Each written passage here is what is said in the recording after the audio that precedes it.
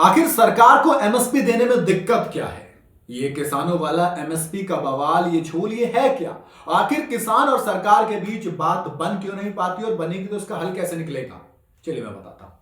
2021 का साल याद कीजिए, नवंबर का महीना, 29 तारीख, जब सरकार ने 3 कृषि कानूनों को वापस लेने का प्रस्ताव दोनों सदनों में पास कर दिया था। इसी के साथ किसानों की एक और भी मांग थी। उनकी मांग थी कि फसलों पर सरकार एमएसपी यानी कि न्यूनतम समर्थन मूल्य, मिनिमम सपोर्ट प्राइस पर गारंटी दे, यानी कि इस मामले में सरकार एक कानून बनाए।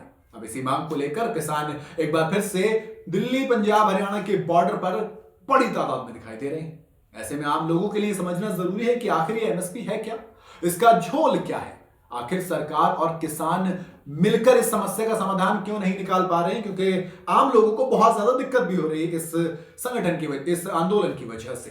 दूसरी तरफ आखिर किसानों के लिए इतना जरूरी है क्यों ये कि किसान अपनी जान तक देने के लिए तैयार है?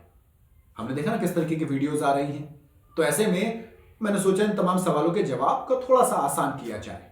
चलिए एमएसपी का एक छोटा सा मैथ समझाता हूं आपको। किसानों को फसलों में होने वाले नुकसान से बचाने के लिए एमएसपी की जो ये व्यवस्था थी काफी सालों से शुरू की गई थी, है ना। केंद्र सरकार फसलों की मिनिमम कीमत तय करती है, जिसे एमएसपी या फिर न्यूनतम समर्थन मूल्य कहा जाता है। इसे एक एग्जांपल समझने की कोशिश करते हैं। मान लीजिए खिलाड़ी है, आईपीएल का ऑक्शन चल रहा है। फर्ज के तौर पर अर्जुन तेंदुलकर की बात कर लेते हैं। सचिन तेंदुलकर के बेटे हैं ये।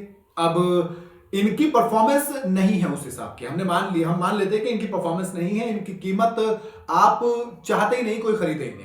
अब अगर किसी भी चीज की डिमांड कम हो जाती है, उसका प्राइस गिर जाता है। अब जब डिमांड ही नहीं है तो उसका प्राइस आएगा नहीं। लेकिन उनकी एक मिनिमम कीमत है आईपीएल के ऑक्शन के अंदर 20 लाख रुपए। अब अगर आपको जिस खिलाड़ी की वैल्यू लगे या ना लगे, आपको उसकी डिमांड हो या ना हो, लेकिन आपको कम से कम 20 लाख रुपए उनके लिए देने पड़ेंगे। और यही किसान के साथ होता है। अब किसान के एग्जांपल की बात करूं तो अगर मान लीजिए किसान ने गेहूं बोया अपने खेत के अंदर और पूरे देश में गेहूं की फसल बहुत शानदार होती है, इस वक्त गेहूं ही गेहूं पूरे इंडिया में पैर रहा होता है। तो ऐसे में क्या होगा? ऐसे में जब किसी चीज की सप्लाई ज्यादा होगी, अब डिमांड फिर अपने आप इतनी होगी नहीं, डिमांड से बहुत ज्यादा सप्लाई है, तो उसका जो प्राइस है वो नीचे आना शुरू हो जाएगा। प्राइस यहां था लेकिन अब डिमांड यहां है और सप्लाई उससे भी ज्यादा है, तो सबसे पहले प्राइस नीचे आएगा। क्योंकि लोग बोलते हैं भाई हमें यहां से तुम दे रहे हो, दो, वरना नहीं तो नहीं देंगे हम। इसमें एक नुकसान होता है सिर्फ और सिर्फ किसान का, क्योंकि किसान को कई बार उसकी लागत भी नहीं मिल पाती है। ऐसे में एमएसपी आ जाता है। एमएसपी का मतलब है कि भैया कितनी भी सप्लाई क्यों ना हो, एक मिनिमम प्राइस है, कोई खरीदे ना खरीदे, सरकार उस अनाज को उस मिनिमम रेट पर खरीदेगी। करीब 60 साल पहले तत्कालीन सरकार ने देश को अनाज की कमी से बचाने के लिए गेहूं पर एमएसपी शुरू की थी, ताकि सरकार सीधे किसानों से गेहूं खरीद कर पीडीएस स्कीम के तहत गरीबों में बांट सके। सरकार किसानों से खरीदती थी एक अच्छे रेट पर, ताकि किसानों का भी नुकसान ना हो और उनका सरकार का भी काम हो जाए। लेकिन अब किसानों को डर है। 3 कृषि कानूनों को वापस लेने के बाद भी किसान की सरकार के लिए नाराजगी और डिमांड किस बात की है? ये भी एक सवाल चल रहा है ना भैया। पिछली बार मान लेते आपकी बात, तो फिर अब आप क्यों है? इस बात को मैं समझाता हूं। सवाल एमएसपी का है और डर भी एमएसपी का ही है। एमएसपी इस आधार पर तय होती है कि किसान को उनकी कॉस्ट का 50% रिटर्न मिल सके, लेकिन ऐसा होता नहीं है।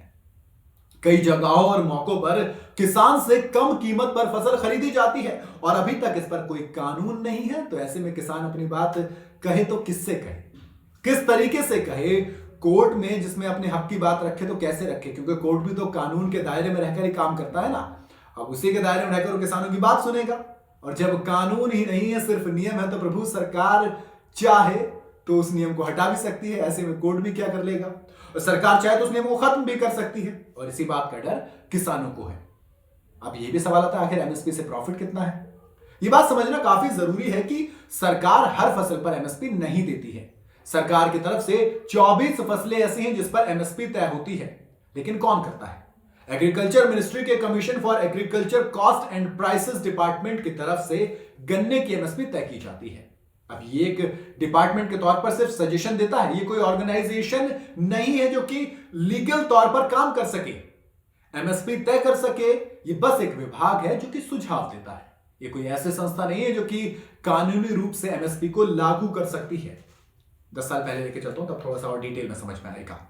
2014 करीब 10 साल पहले शांता कुमार कमेटी ने अपनी रिपोर्ट में कहा कि देश में सिर्फ 6% किसानों को एमएसपी का बेनिफिट मिल पाता है। बिहार में तो एमएसपी पर खरीद ही नहीं होती है। वहां राज्य सरकार की तरफ से प्राइमरी एग्रीकल्चर कोऑपरेटिव सोसाइटी यानी कि पैक्स के गठन तो किया गया था, जो कि किसानों से डायरेक्ट अनाज खरीदती है। लेकिन किसानों का कहना है कि यार ये जो पैक्स वाले हैं ना, काफी कम अनाज खरीदते हैं और बहुत देर से पेमेंट करते हैं।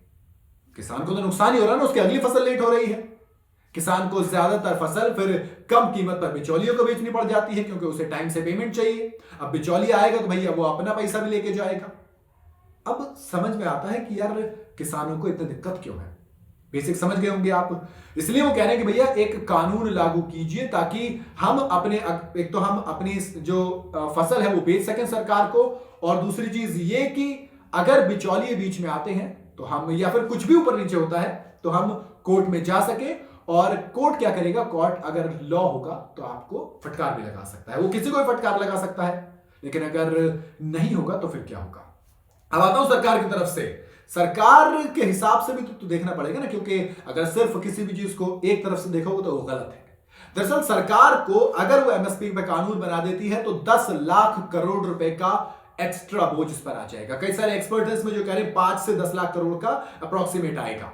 वित्त वर्ष 2020 के लिए कुल एमएसपी खरीद 2.5 लाख करोड़ रुपए थी, यानी कि कुल कृषि उपज का 6.25%। एमएसपी के तहत उपज का 25%।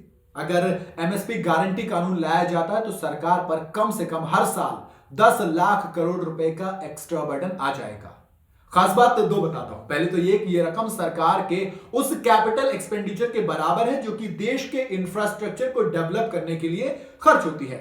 लेकिन ताज्जुब की बात तो यह है कि पिछले 7 सालों में सरकार ने औसतन 10 लाख करोड़ रुपए हर साल इंफ्रा पर खर्च नहीं किए हैं। साल 2016 से 2023 के बीच 67 लाख करोड़ रुपए खर्च किए गए हैं। इसका मतलब साफ है कि यूनिवर्सल एमएसपी को आप उस बराबर तो खर्च कर नहीं रहे हैं। अब सवाल आता है कि यार सरकार ही 10 लाख करोड़ रुपए लाएगी कहां से। तो कुछ सारे एक्सपर्ट्स तो ये भी कह रहे हैं कि अगर सरकार गेहूं खरीदेगी तो सरकार बेच सकती है उस गेहूं को। रशिया यूक्रेन वाली लड़ाई की वजह से जो देश में गेहूं का संकट आया है, वो तो वहां पे आप अच्छे रेट पर गेहूं बेच सकते हैं। दूसरा आता है कि 10 लाख करोड़ आएंगे कहां से, पहले के लिए है ना। अब ये भी तो एक बड़ा सवाल है ना कि ये 10 लाख करोड़ रुपए आएंगे कहां से। क्या देश के इंफ्रा और डिफेंस के सरकारी बजट को, सरकारी खर्च को कम किया जाएगा? क्या डायरेक्ट और इनडायरेक्ट टैक्सेस को बढ़ाया जाएगा, यानी कि जो नौकरी पेशा लोग हैं जो आम खाने पीने की चीजें हैं उन पर रेट बढ़ा दिए जाएंगे? ये भी हो सकता है, ये भी एक तरीका है। लेकिन कई सारे तरीके हैं। कई सारे एक्सपर्ट्स कह रहे हैं कि आप सेल्फी बूथ मत लगवाइए, उसमें अच्छा खासा पैसा खर्च कर रहे हैं आप। एक सेल्फी बूथ लगाने में करीब 6.25 लाख रुपए खर्च हो रहे हैं, कोई कह रहा है 1.25 लाख रुपए टेम्परेरी वाले में हो रहे हैं। तो ऐसे में इन सारी चीजों को हटाकर आप एक अच्छा अमाउंट अपने किसानों के लिए दे सकते हैं। दूसरी तरफ कुछ लॉबीज हैं, कुछ लोग हैं जो ये कह रहे हैं कि आप सिंपल सा इतना कीजिए कि आप किसानों के लिए अगर बढ़ाएंगे तो फिर आप उनका जो अनाज खरीदेंगे उसको बाहर बेचिए। 10 लाख करोड़ में से मान लो अगर आपने 5 लाख करोड़ बाहर बेच दिया 5 लाख करोड़ में, तो आपका आधा तो वो बच गया। इसके अलावा और भी तरीके से आप यूटिलाइज कर सकते हैं, आप स्कीम्स के तहत कर सकते हैं। 50 तरीके की चीजें हैं। लेकिन सवाल वही है कि अगर आता है तो इसका इफेक्ट कहीं ना कहीं आम आदमी पर जरूर पड़ने वाला है। एक साथ इतनी रकम आप खरीदने के लिए तो पहली बार चाहिए ना, तो इसके लिए उसका नुकसान शायद आम आदमी को भुगतना पड़ सकता है अगर सरकार मानती है, या फिर सरकार कोई और निकालेगी हल। ये देखने वाला दिलचस्प होगा, क्योंकि लोकसभा इलेक्शन आ रहे हैं। उससे पहले सरकार बिल्कुल भी नहीं चाहेगी कि वो कोई भी रिस्क ले। आपको क्या लगता है, क्या किया जाएगा? मुझे कमेंट में जरूर बताइएगा।